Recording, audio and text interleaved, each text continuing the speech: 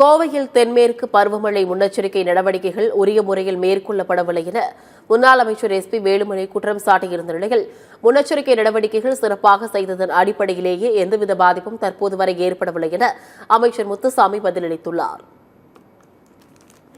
மழை பெஞ்சிட்டு இருக்கு, எல்லா பக்கம் தண்ணி தேங்கி இருக்குது.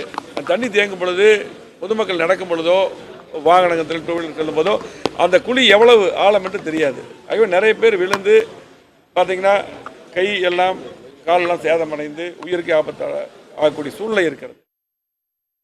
கணக்கிலே வைத்து பல முன்னேற்ற பணிகள், பல திட்டங்கள் நிறைவேற்றப்பட்டிருக்கிறது. அதன் காரணத்தால் இந்த முறை அந்த இடத்துல எந்த சிக்கலும் இல்லை.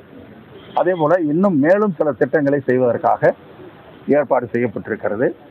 அந்த திட்டங்களுக்கு இப்பொழுது மாண்புமிகு தமிழ்நாடு முதலமைச்சர் அவர்களுக்கு அந்த தகவல் அனுப்பப்பட்டு இந்த திட்டங்களுக்கு பணம் ஒதுக்க வேண்டும் என்று கேட்கப்பட்டிருக்கிறது. அதுவும் கண்டிப்பாக நிறைவேற்றப்பட்டால் பெரும்பகுதியான பிரச்சனை தீர்க்கப்படும்.